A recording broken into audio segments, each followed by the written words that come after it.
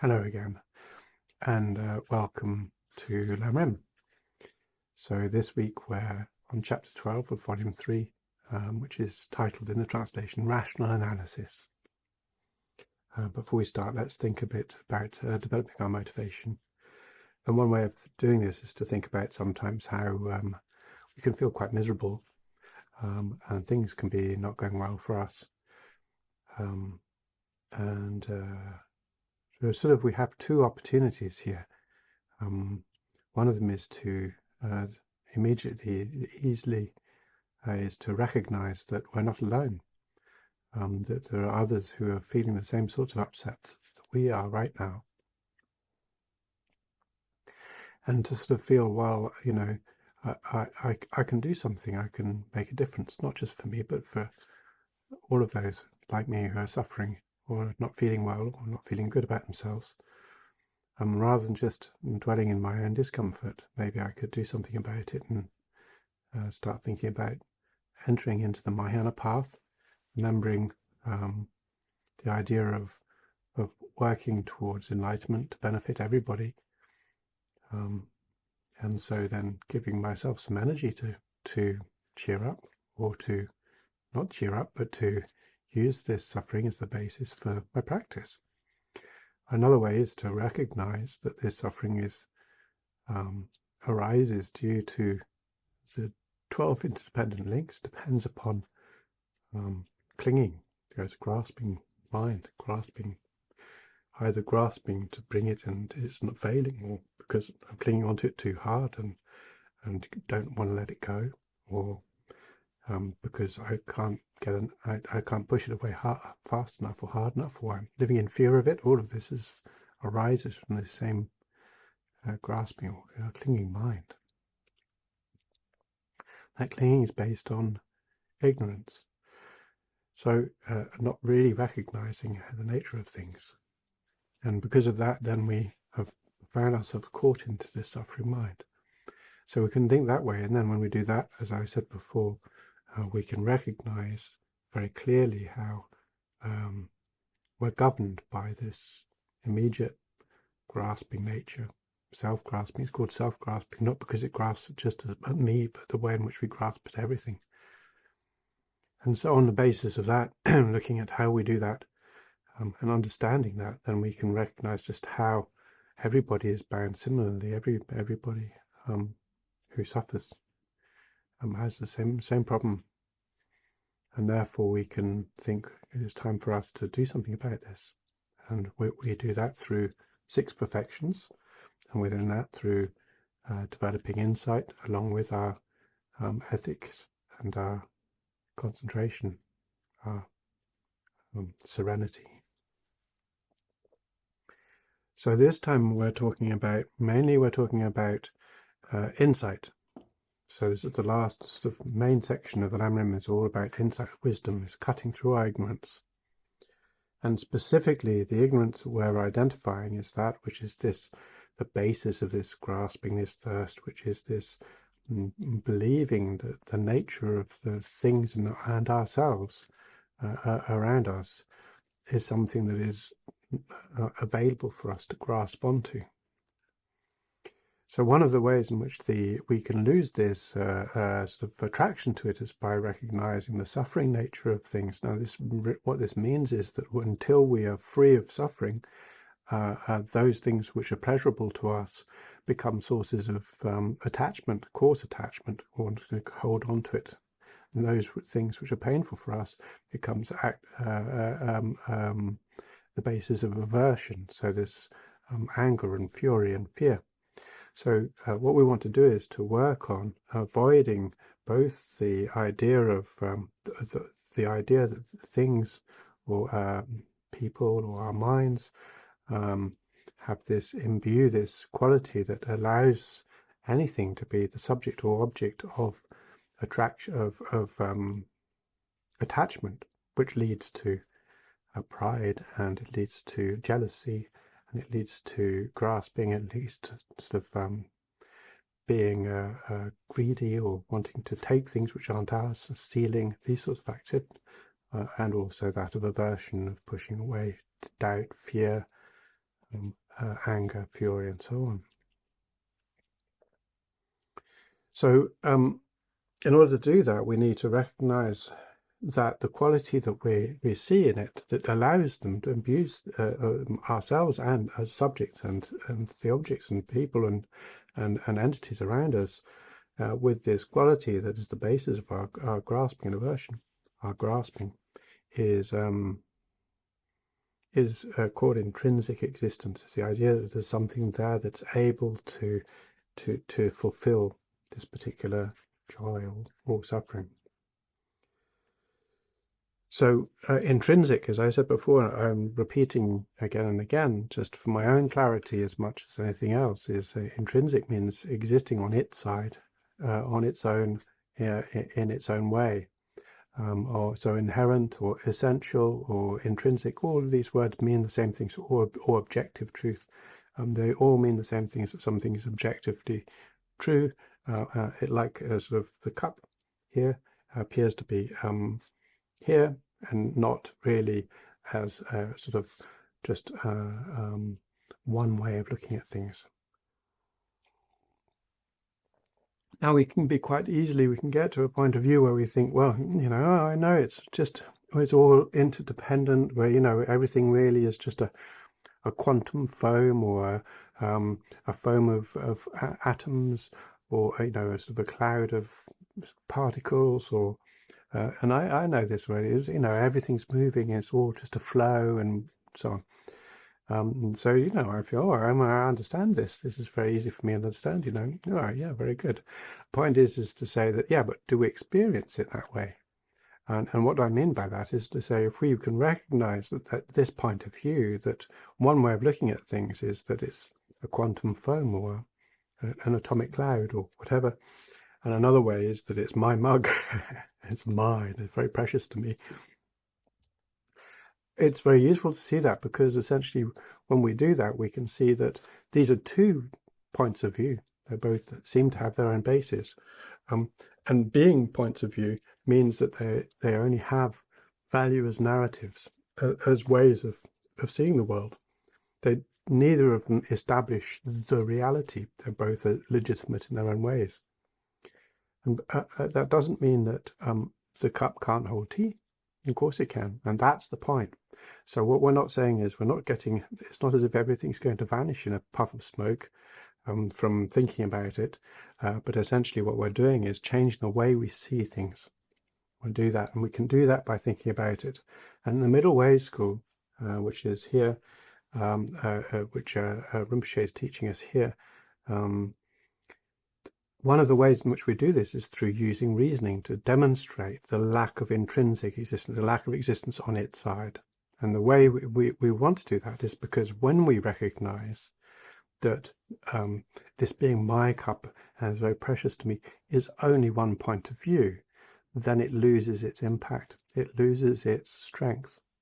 Because after all, if we recognize that any other point of view that's not non-contradictory, in a sense, like, it being sensible, such as saying it's a field of electrons or particles or quantum foam, or if you think about it as a wasp, it's just some sort of stone thing. So these different ways they're all legitimate ways of seeing it.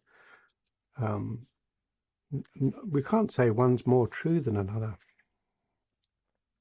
But we also then have to say that the part of the story which says this is more true, this is the basis of my reality, begins to lose its strength. And what that means is that the idea of it being my cup doesn't work so well. And the more I'm able to remove that sense of concretizing on one sort of view, one sort of reality, then, and being more fluid and understanding the multiple points of view that are available to me, then it's no longer so possible for me to sort of feel that this is the only truth, that this is the one truth, right? Even still, you say, oh, I do that already. I'm very good at this. I must be nearly enlightened, right? But it's like saying, okay, well, once we've got there, when we really know, when we've really established this, there's no fear left. there's no fury left, there's no anger left, there's no pride left, there's no sense of like injustice in terms of, you know, maybe somebody put us into a socially awkward situation, we feel embarrassed, we feel furious, or we feel enraged. All of that's gone. So if we're being honest to ourselves, we say, well, am I repressing this? Am I like, you know, feeling like I want to be enlightened, so I can just repress all these emotions, you know, and appear to be, oh, I'm never suffer. I'm never furious. I don't have any fear left. And it's like, or actually, is that really the case, or are we just lying to ourselves? In the end, we have to face our own internal dialogues, not just think about those that we have in society. So in many ways, it's far better for us to be honest, but not damaging, not creating harm. So it doesn't mean that if we're feeling furious, and I'm saying, you know, be honest, it's like, okay, I can go around being furious, because in the end, causing harm is extremely powerfully dangerous, and has hugely negative consequences. So we have to be aware of our emotions, but we also need to be able to restrain, not repress, but be able to manage our emotions and manage them in a wholeful way, in a meaningful way. So that's the point, is that we're not trying to deny or repress our emotions. We have to recognize, acknowledge our emotions, and then deal with them appropriately. Anyway, I've talked too much. So Rinpoche says here, we're now moving on to rational analysis. And why is Rinpoche talking about rational analysis, and what does that mean? I think he's going to start telling us straight away. But what he doesn't necessarily talk about straight away is, why is he talking about it? And this is because in the Middle Way school, using this sort of reasoning is a key part to identifying, to differentiating, and to demonstrating the nature of intrinsic existence and its absence. So what we want to do is to use reasoning to be able to come to a point where we can recognize clearly that there is no intrinsic existence, and at the same time not lose any recognition of reality, of truth, of the normal truths in our lives, the fact that this is a mug, that sort of thing. Because if we lose that, then we lose everything.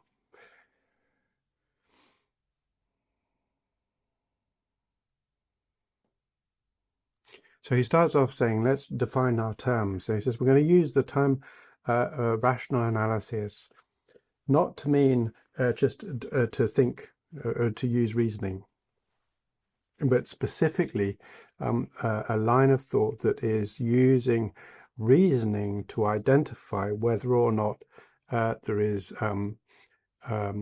intrinsic reality, intrinsic existence, yeah? So, or objective existence. I think he uses objective here. So he's saying, if the idea is saying that in here, or inherent, so inherent is like in here, yeah? So this mug exists here on its own. So this idea is inherent, that this is here, and we're going to use reasoning, rational analysis, to investigate whether or not that intrinsic, that inherent existence is present in the mug. And this is, so Rinpoche is defining a rational analysis to mean this journey, this line of reasoning, this consideration when addressing intrinsic existence.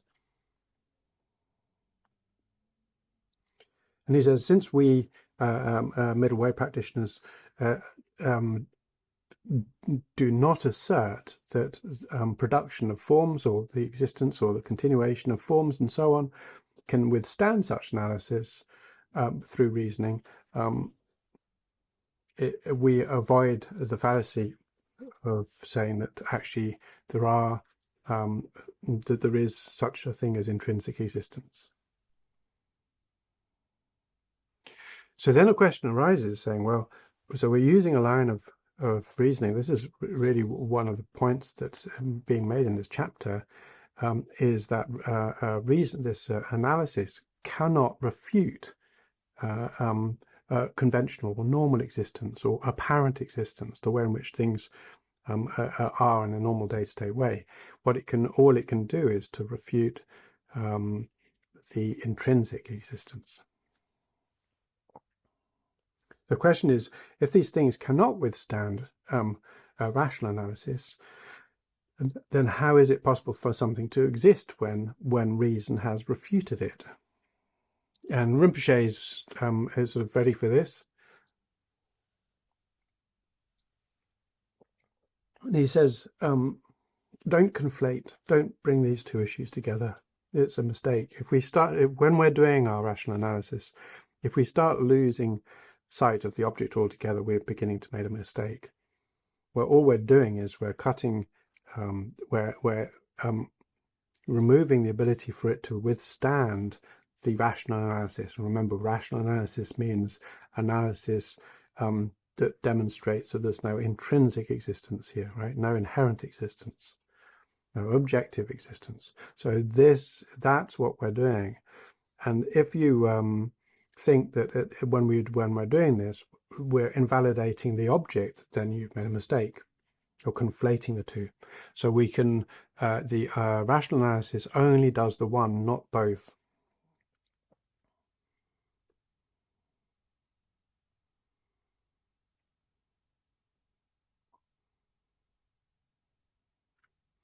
And so if we do this, if we're not careful with the way in which our analysis works, and it's quite brutal. I mean, the analysis, we'll be doing that later on. So this analysis, when we're doing it, it's pretty brutal when it comes to analysis. It's like there's not much left. I'll give an example of what it looks like in a bit. So I mean brutal. I don't mean it's going to hurt the cup when I say brutal. It's going to be quite heavy-handed in terms of breaking it down. But we've got to be careful to think that it's not as if the rational analysis has eliminated, has refuted or eliminated the existence of the cup, right? It hasn't. It's because if we do that, then we're basically saying it doesn't exist.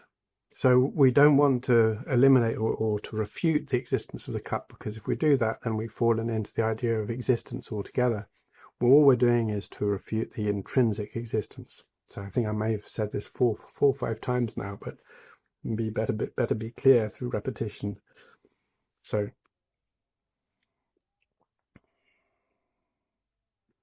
but we are going to say, what we will say is that to ask if something can withstand rational analysis is to ask whether or not it's found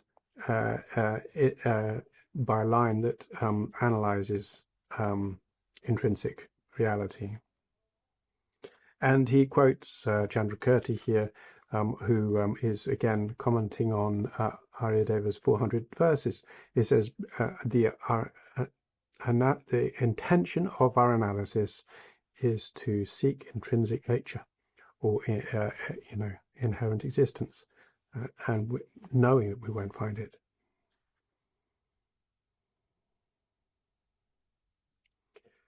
So forms and production, causes, and everything else, and cessations.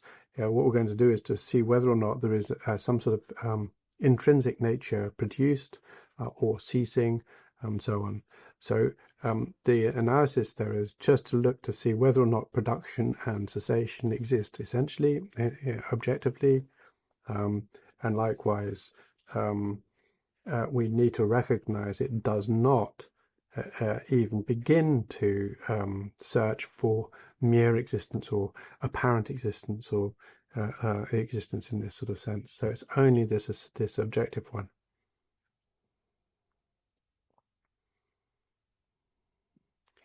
And he says, Rinpoche says here, if we follow our line of reasoning correctly, we won't find a trace of them. We won't find a trace of anything at all. We won't find a trace of the mug there.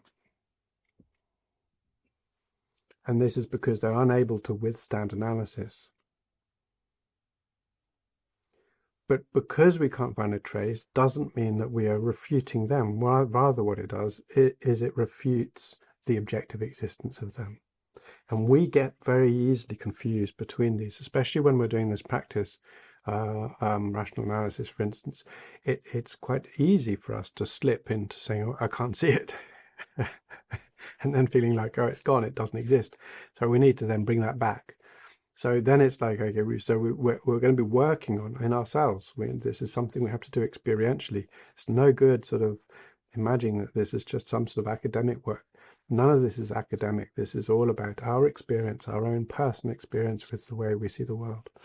So in terms of our personal experiences, we're going to have to work on recognizing that the mug is here in one way and it's not here in another way. And the way in which it's here holds no ground for us to cling on to it, to grasp onto it, right? So then, but the way in which it does, it is that way it exists. Another way, it's not there for us to do that. Yeah.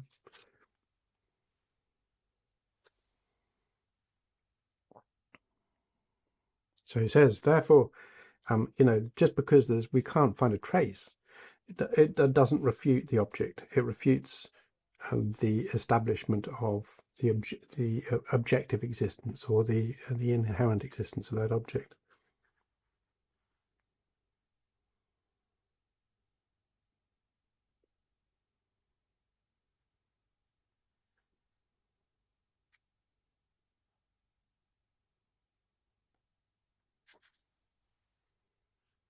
So what he's saying is that just because we're using reasoning to try to establish, to demonstrate a lack of inherent existence, that reasoning doesn't work. It's not even a correct approach to establishing whether or not the object exists. So, for example, if we're using normal reasoning to establish whether or not something exists, like, for instance, a few weeks ago I was talking about the elephant in this room. There's the idea of a living elephant, a living normal African or Indian elephant living in this small room.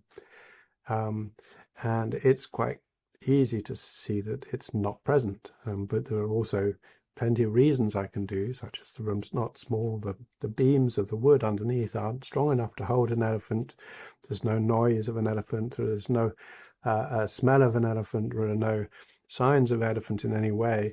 There's no record of an elephant ever coming into the business, there's no record of any elephant ever coming into the house. So these sort of things we can use to build up a very good case for saying there's no elephant here, right? The room's just too small. We'd see it.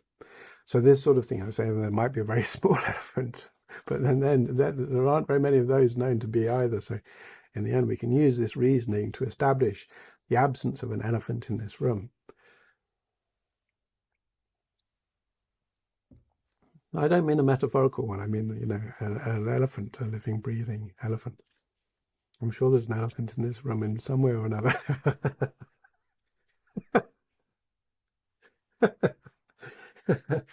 But so this is reasoning that establishes the lack of elephant, but it doesn't establish. That's one sort of set of reasonings used for this. And this type of rational analysis, what we're calling rational analysis, is a bit different. It uses different techniques. So, for instance, like saying, if we recognize that if something exists here, right, as this mug exists, it's either one thing or it's many things. It can't be both. It doesn't make any sense for it to be both. It's either one thing is here or it's many things here. So we say, okay, well, the way in which we see it, the way in which we see this mug in terms of its existence is as one thing. And yet when we look at it, we then can break it down and say, but look, it's made up of many parts. It's compositional. And not only that, all those parts are changing from moment to moment. So it's momentary. And yet the quality of the mug appears that it doesn't change from moment to moment. The way in which we relate to it is as it's just the mug here, and it doesn't appear to be singular, composite. It appears to be a single thing.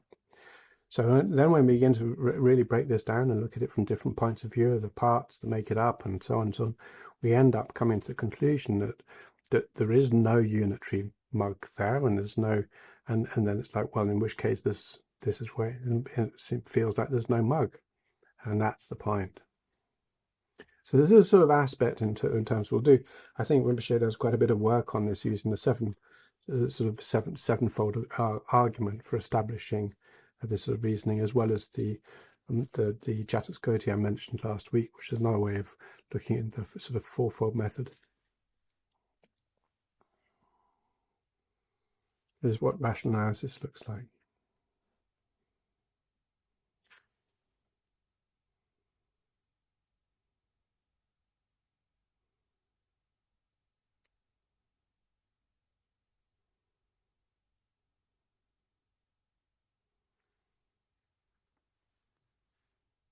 So he says also, when we're looking at essential existence, so or inherent existence, if we were able to establish something as being present, so the production of the mug, or the continuation of the mug, or the basis of the mug, or anything else, me, Ben, whatever.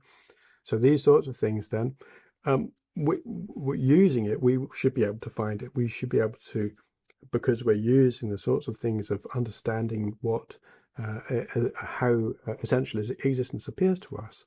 When we examine it, we should be able to find it quite easily through reasoning.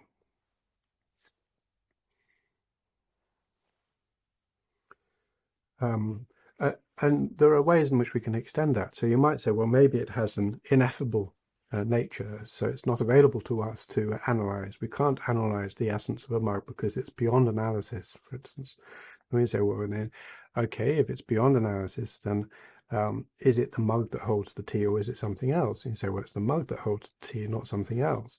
Otherwise, it wouldn't be a mug, right? Then in which case it's saying, oh, well, so then is it, it doesn't feel to me when I look at this that there's something ineffable that allows it to hold tea. It seems quite clearly it's the shape, or one of the other qualities. And it's like, okay, well, yeah, maybe. So then it ceases to be ineffable anymore. It seems to be very much a function of its shape, or and also its components. And in this way we can say, no, okay, well, it isn't ineffable. So even these ideas we can then use again and again, break down to say, well, it should be available for us to see, and we can't find it.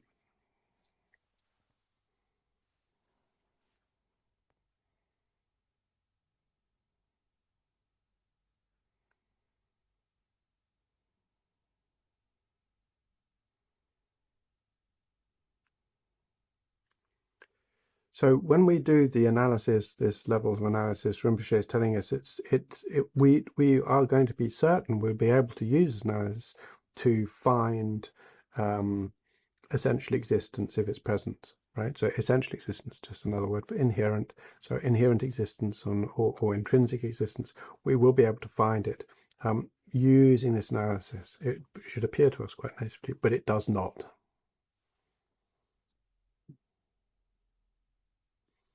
And therefore, because it's not found, this analysis does refute its intrinsic or inherent existence, the idea that it exists on its side. Remember, all we're saying is it exists standalone on its own way, in its own side. But it doesn't, although it refutes that, it doesn't refute its existence as a mug.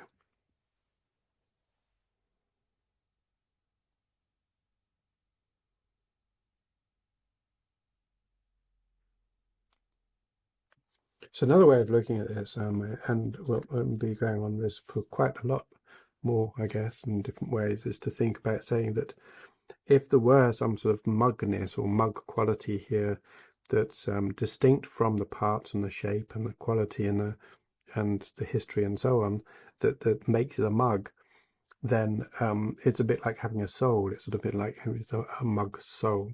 And then it's like, so I was saying with a fist, right? So there's a fist, and now a fist has been diminished. It's gone, and now it's come back again, right? And now it's gone again. So when I produce so you could say I produce, a fist is produced, and then a fist is destroyed, right? So each time this fist is produced, if that's it's a different fist. One is certainly from in terms of time. It's changing from time to time. This is a fist of now, and that was a fist a few seconds ago, and this is a new fist. So if this fist has some sort of true existence that's been established, one could argue that either it is destroyed at that point or it persists in some way. So in which case we have a sort of a fist heaven filled with all these different fists that have been created and then diminished, right? Because each one has its own object. But then all the fingers do and everything else. So it gets a bit complicated to look at it that way. But essentially what we're doing is to show that the way we perceive things isn't the way that they are. And most particularly, they're not able to be able for us to cling on to or value in the same way that we normally do.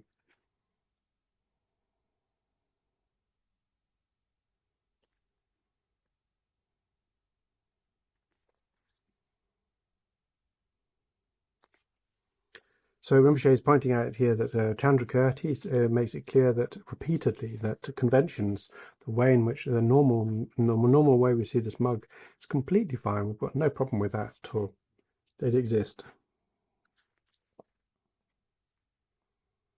So it's not appropriate for us to use rational analysis to try to to destroy the object. If we and he says from Chandrakirti's point of view is, if when we use the analysis the mug ceases to be, then we've missed the point. We're missing the point. We need to be a bit more clear. We need to tidy up our act. And he sort of says here, he says he's a bit incompetent, right? So we need to be competent in our analysis, not incompetent. Because it's no good if we get rid of the object, we're missing the point. We're not doing this for philosophy. We're doing it to establish, to recognize the way in which the things are not.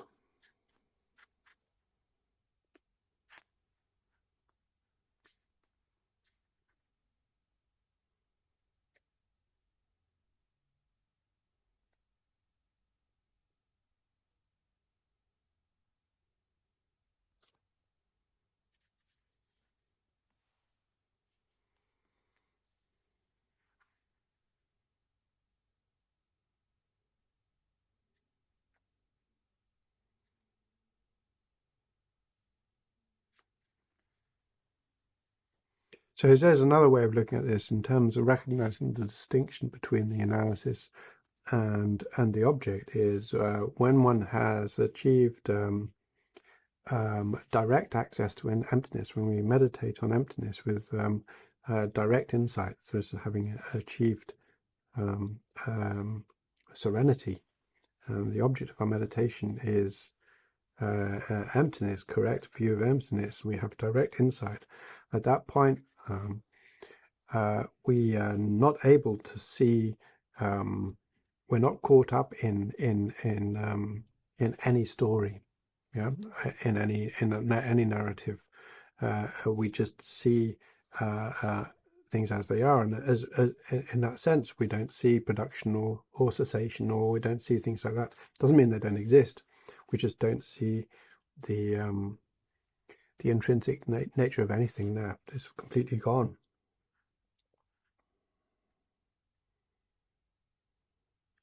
So this equipoise, this mind, while it doesn't see intrinsic production, it doesn't mean that production ceases.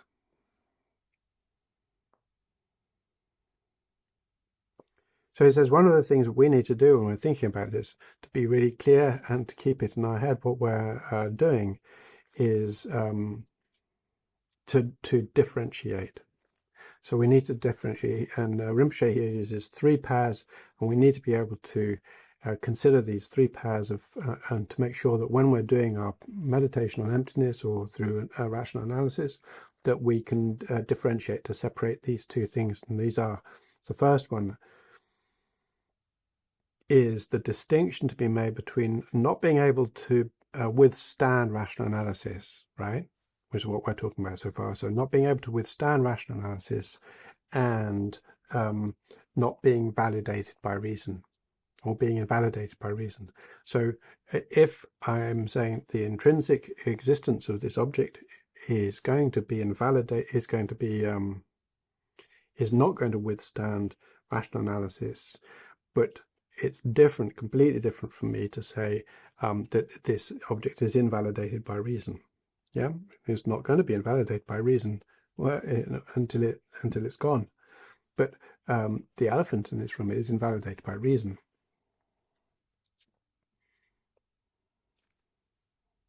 That's the first pair. Yeah.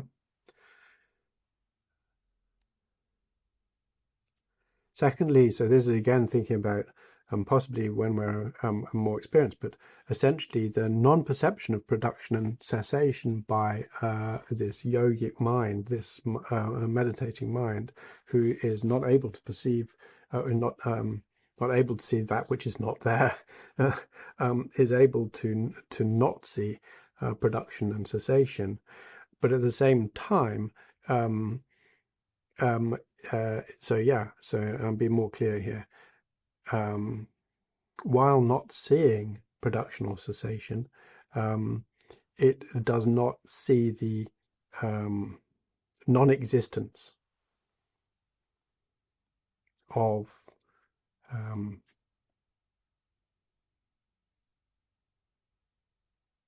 there's no perception of non-existence of production and cessation. So there's a lack of perception of production cessation, but there's no perception, positive perception of an absence of production or cessation. Cessation just means finishing, ceasing to be. So where these things are primarily, when we're looking at this, it sounds a little bit like I was saying a week or two ago about saying, this is, like not is the same as is, right? But we're not talking about that. We're talking about the way in which we perceive things. So this is a bit different. So the idea of perceiving emptiness, the lack of intrinsic existence versus perceiving the presence of a non-existence is different. Easily more is to recognize that when we're meditating on emptiness, and I imagine yogis who are doing this too, then one is letting go of or breaking away the intrinsic existent nature that we would otherwise perceive, but it doesn't get rid of mere existence.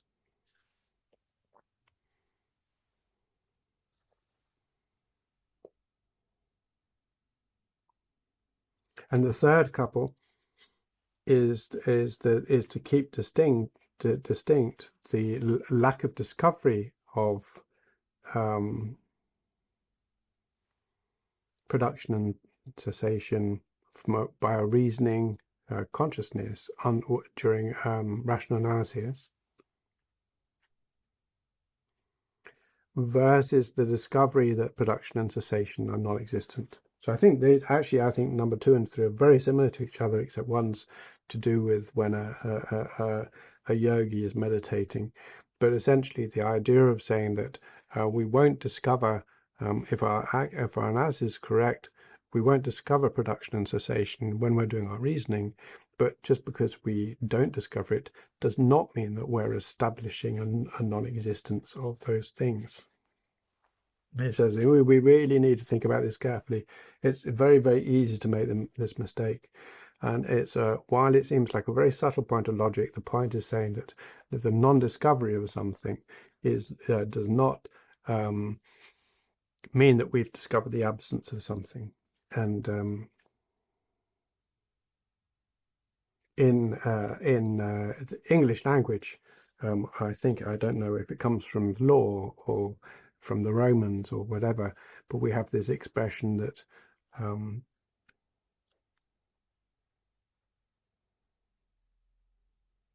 absence of evidence is not evidence of absence. Okay, and this is exactly what Rinpoche is talking about.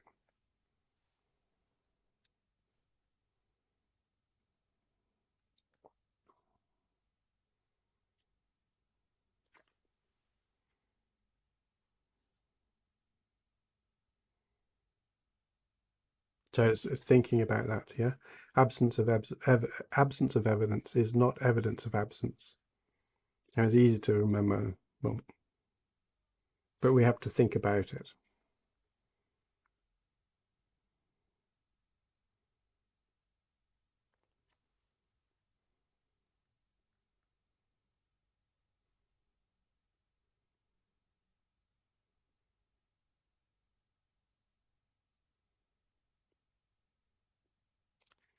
So he says, when we do this, don't imagine that our conventional consciousness is more powerful than our understanding of the ultimate. That's not how it works at all. In fact, it's our understanding of the ultimate, the absence of this intrinsic existence, which helps to wear out our natural clinging basis. So this is primarily, we need to do it accurately. So as we develop our understanding more and more clearly and see things more and more clearly, we end up with this very, very strong absence of intrinsic existence. And when we do, we begin to see a shift. At first, especially when we're dealing with objects such as cups and things, it's sort of like, okay, we begin to recognize a lack of they don't cease to be or become foggy or faded or illusory or anything like that, but they lose their value, right? And then when we turn it to ourselves, then we begin to see how crazy our minds are.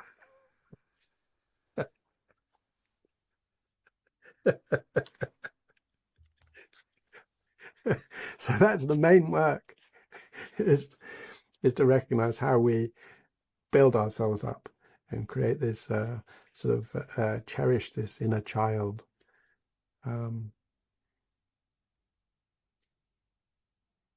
It's sort of like the ghost in the machine. We sort of pamper or want to pamper, and it's not there. And normally, when it's recognized, it's a bit sad. And then it's like, okay, why are we being sad for something that was never there? Still, we're feeling a bit sad because really we've still got a bit of attachment. And we get more, we begin to eliminate that attachment more. Then it's like, okay, yeah, no need to be that sad.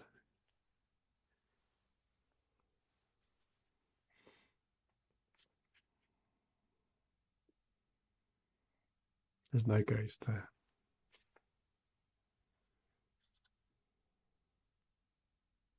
And when there's no ghost, then there's no reason to be angry or hurt about the feelings of the ghost.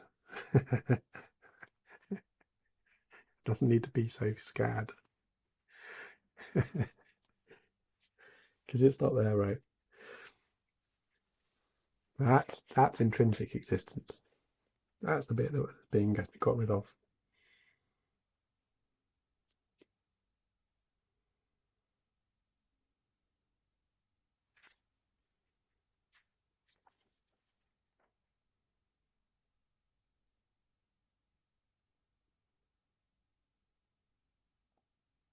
So Rinpoche is repeating himself. He says, don't ever let yourself fall into. He said, I think he initially really had to work hard with this.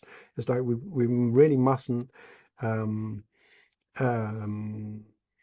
ourselves to think that our analysis, when we're doing our analysis, that it's going to refute the normal world, conventional world, conventional existence, mere existence. It's not going to do that. He said, our normal knowledge knows that, we can see the mug, we can react to the mug. The mug has is involved in its causes and effects just as we are.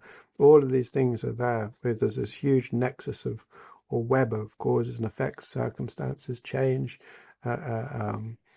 consequences. All of these things are sort of interlinked and chained. And the idea that that somehow this mug isn't a part of it, it's just crazy. It's a crazy thought. It doesn't work for us. So we've got to be really clear about that we're not trying to eliminate this a world of or universe of interlinked cause and effect, cause and consequence at all. What we're eliminating is the way we grasp onto them, as if there's something there, solid, on their side, existing outside of that flow, that web.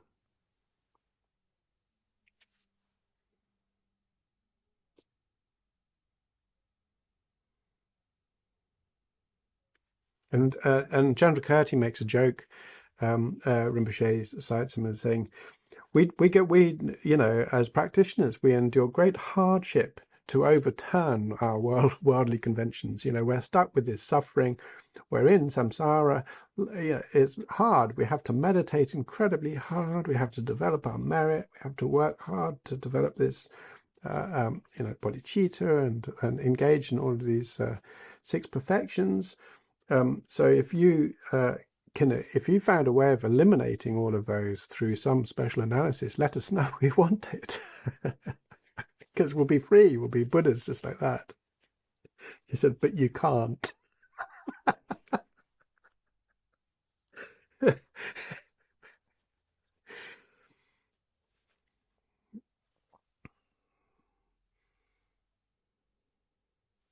He says, please, if the world doesn't contradict you, then we'll join you. However, the world does contradict you. You can't do it.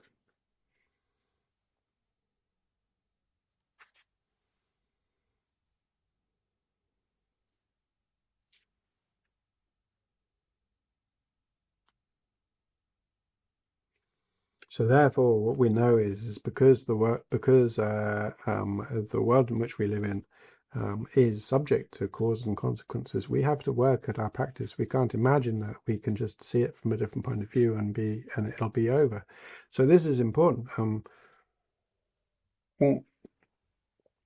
Some Buddhist traditions say, you know, we are already naturally Buddhas. Or also, you have some people who've taken initiation. They've heard this sort of thing too. Or something similar, and it's like, well, if we think, oh yeah, I'm naturally, I've got no work to do, I'm naturally a Buddha, then it's like, great, and where are the qualities of the Buddha? Spontaneously benefiting all beings, giving endless fearlessness, having escaped death, being omniscient even, capable of all sorts of superpowers, being able to teach the correct Dharma in a way which insight is provided directly to any person, any being. These sort of things, right? So some of these qualities are knowing the nature of all students, being able to are completely free of fear or fury, all of these amazing qualities that the Buddha has.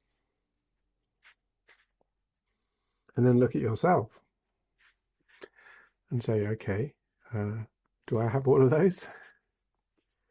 So I don't know. We have to understand when this is used in the schools. The schools aren't wrong, but what they're saying is something else, which is we have the potential to be Buddhas. The fact that we are here, the fact we have a mind, right? A mind, this continuum of mind, of mental activity, provides us with the opportunity to practice. And when we dedicate our lives to our practice, we become Buddhas, we become enlightened. If we don't, we won't. So these ideas are there to help us to feel enabled, to feel empowered, to feel that we've got a path to follow, and that we're nearly there, right? And we've only got to just keep on being a Buddha, and we become a Buddha. Not fake it to make it. We're actually doing it, being it, right? So it's not faking it, it's being Buddha. Then we become Buddha. Slowly, gradually we become Buddha. But the idea, in a sense, that we are naturally Buddhas is really useful only for us in terms of helping us as a stepping stone in our practice. Is very, very useful sometimes. But for others, it's very confusing. So it depends on individuals, really.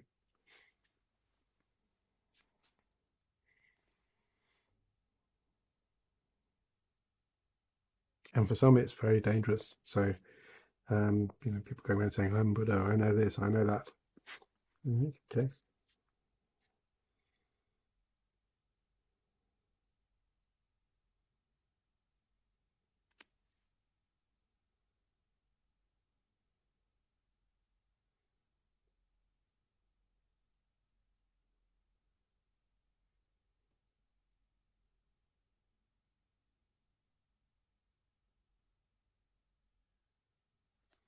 So again, and likewise, another part of this in Chandrakirti talks about this in the 400 verses, his commentary to the 400 verses.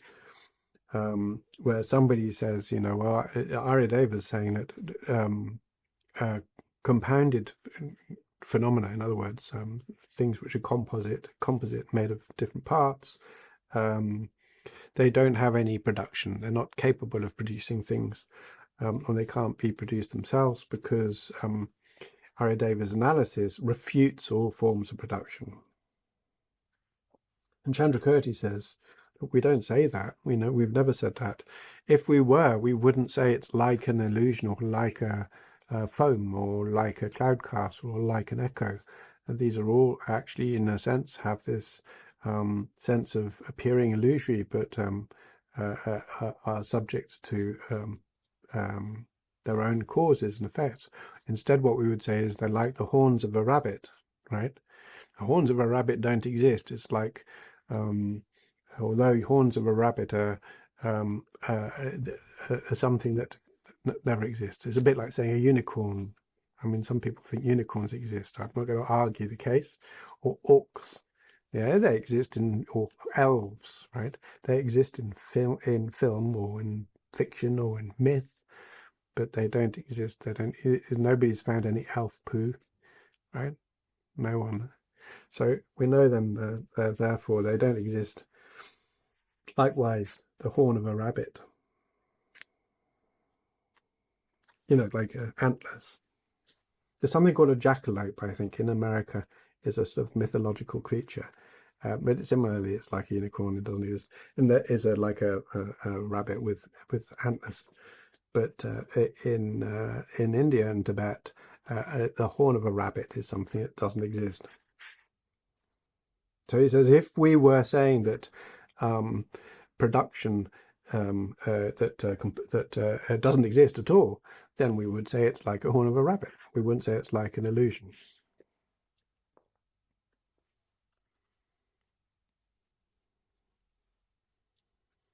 In other words, the distinction to be made is that non-things, like a horn of a rabbit, something that does not exist, is fictional, is empty of function, right?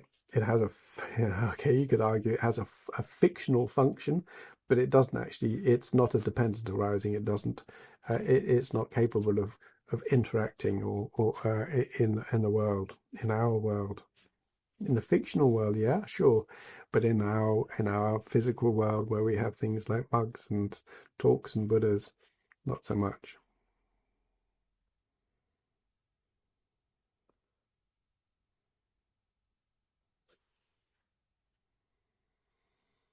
And he says, if we ever come to a conclusion that dependent arisings don't exist, we've said this before, so anything that arises dependently of causes and consequences, right? Anything that arises in this frame of causality, if we come to the conclusion that that doesn't exist, we need to be very wary. The word here they've translated is wary. It's much stronger than wary. First of all, as we were joking earlier on, if that was the case, then we could become Buddhas just by saying a magic spell, literally saying, I'm a Buddha, right? And it's not possible for us to do that. So, and we are subject to cause and consequence. Therefore, we need to recognize, we have to work, we have to put our energy into developing our mind. We need to work within the boundaries of causality, not outside of the boundaries, right? Causality, we are subject to it.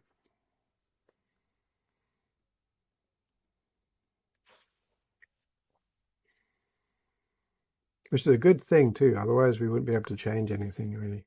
We'd be lost. Also, of course, if we think that dependent arising doesn't exist, then we begin to lose any sense of responsibility. So I've said this many times. We need to be very aware of the fact that what we do has consequences, and we need to be do our very best at all times to be responsible for our actions. Especially if we are wanting to be Buddhist, and even more so if we're wanting to be a Mahayana Buddhist. Every action we do, everything we say, everything we think, everything we actually do, every single part of our behavior, we need to be restrained. Not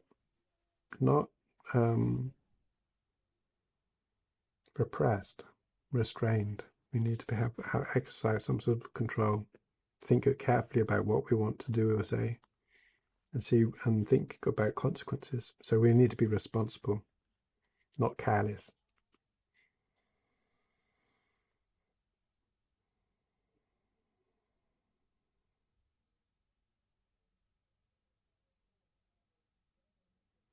So, and then again, Rinpoche mentions both from Chandrakirti and from Harry Davis, these people who sort of say, you know, well, if you're saying that the I doesn't exist, then what about this, what about that? And he says, you're missing the point again and again and again.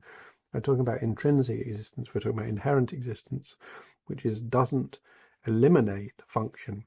So when we make the mistake of thinking that we're eliminating the ability for the mug to hold tea or to be made by a potter, then we've missed the point. We're not eliminating the mug, we're eliminating the idea that there's a quality to that mug which is not there, that we think we normally imagine when we normally interact with it, we see it there. When we're like being intellectual, we might say, oh, I can see it's not there, but the way we respond to it is if it is there.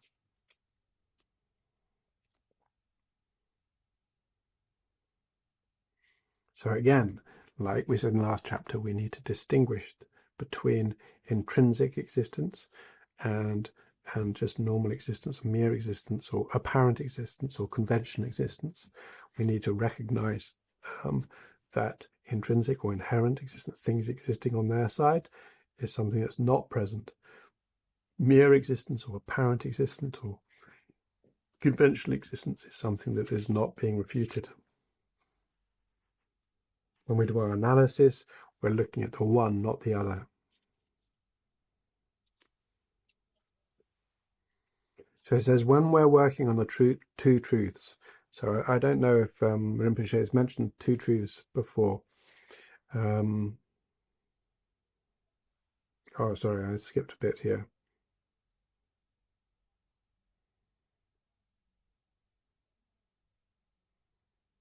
So here Rinpoche says something which I think is very relevant. He says,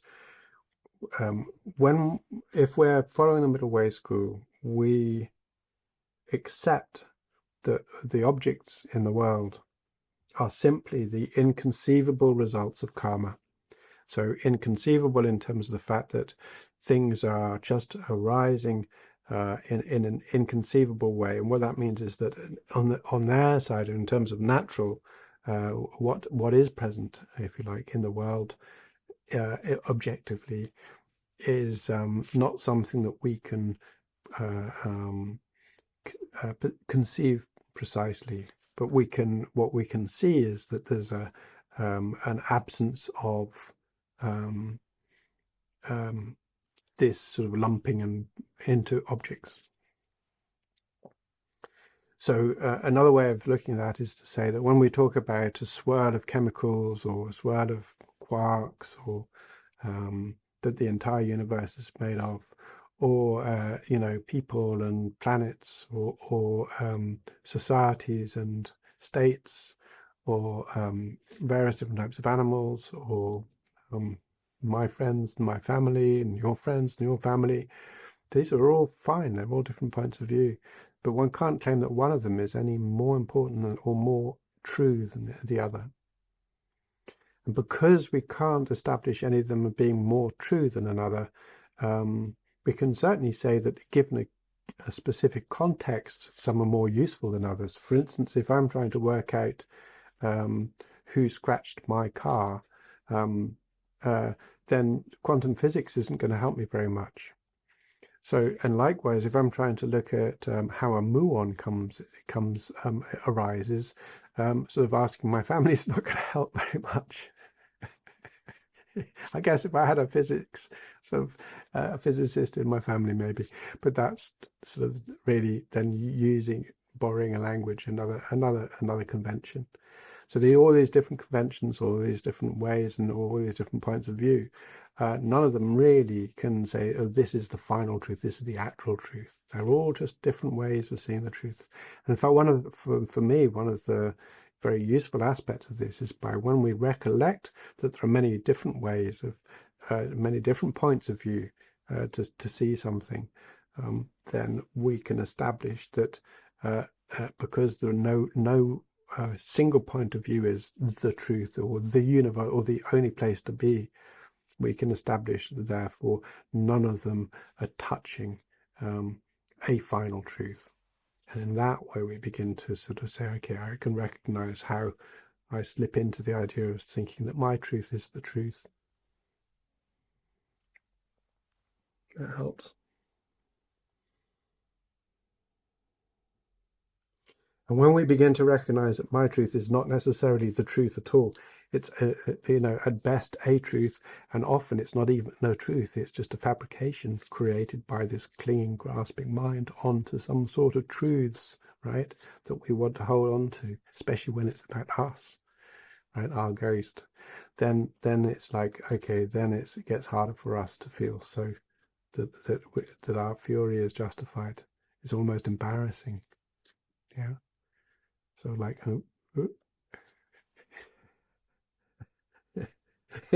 it's sort of,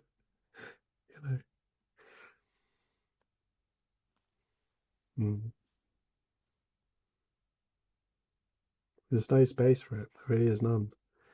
And it's very easy, even it doesn't matter how many years we've been practicing, we can still catch ourselves in falling into these silly mistakes. And it's like, oh no, that's just a mistake.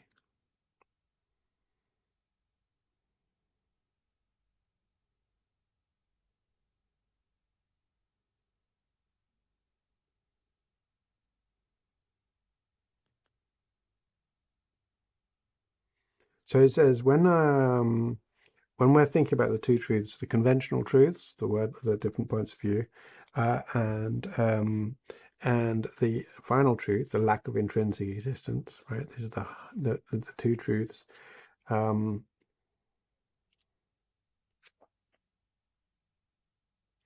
If the one that establishes the lack of intrinsic existence contradicts your understanding of conventional truth, then you've made a mistake.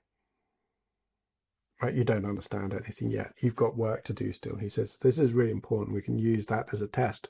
If my recognition of the lack of intrinsic existence or inherent existence affects the way in which I see conventional reality, I've missed a trick. I need to carry on working on it. Okay.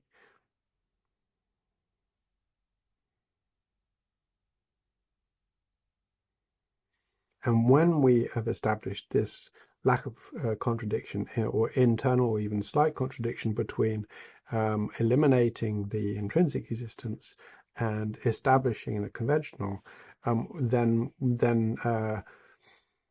we will have we will not be confused about the purpose of rational analysis. So our rational analysis will be clear that we're attacking one, we're not attacking the other.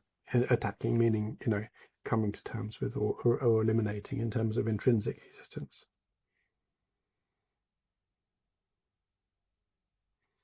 And Chandrakirti says in his clear words, Prasnapada, he says, and Rinpoche is citing him here, he says, we stay with the world. We stay with the world's position. We recognize conventional truths. We've got no problem with that. And not only that, but we use these the language games that we have within conventions. He says here, we use its conventional standards, right, to overturn and to not only falsities in our own thinking, but also to overturn our convictions of essential reality. So it's this clever thing of being able to use the language that we have, this same language we speak, to help destroy misconceptions about the way reality. And therefore, this wonderful quality of the Madhyamaka is that we do not, the middle way, is that there's no need to have to adopt some form of worldview at all. One doesn't need to have some form of metaphysical understanding of the world. You don't need to talk about some sort of mind basis of awe or anything like that. Instead, what we do is we use language to destroy language. to break out of our convictions, our molds that force us into these mistaken views.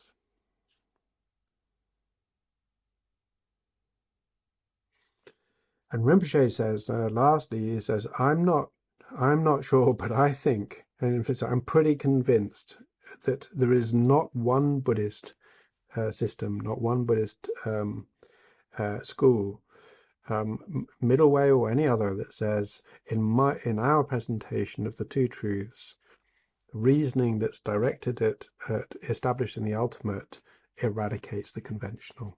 And I think that's pretty fair. Okay, so that's it for this chapter, and then we're going to be looking at again establishing being valid establishments next chapter, next week, next session.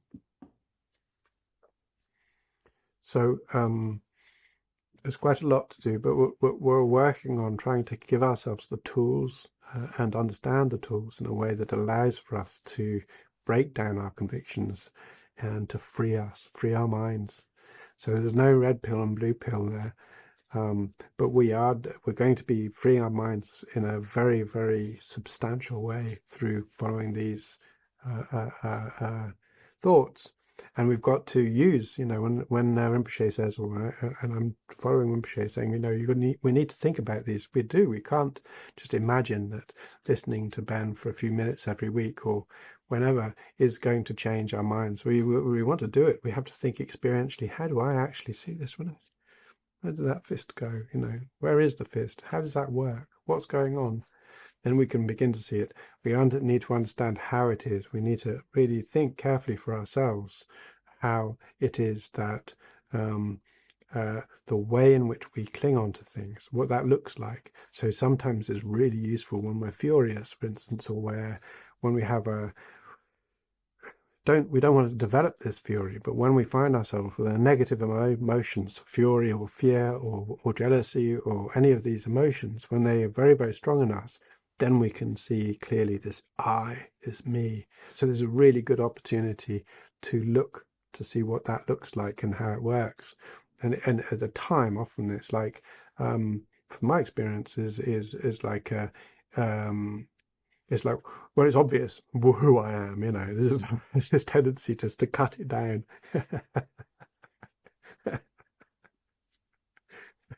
So we have to be a bit sort of like gentle to ourselves, but like saying, okay, well, but what does that, where there's me that feels this.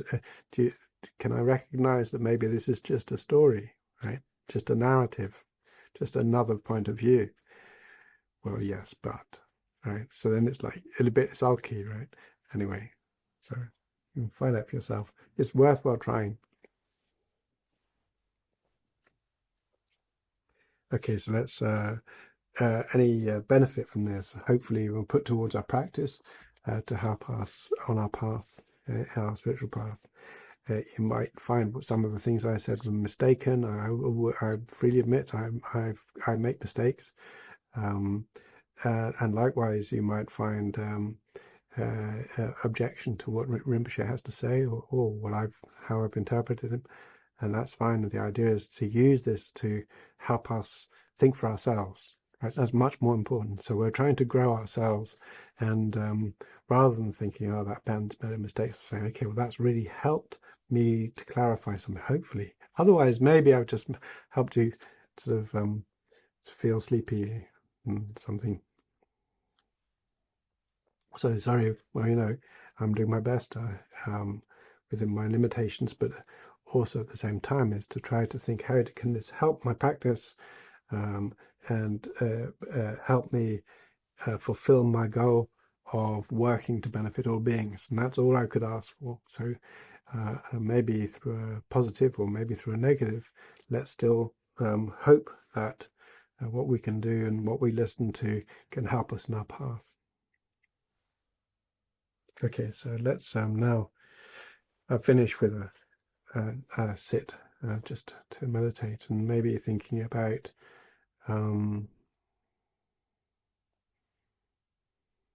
eliminating intrinsic reality.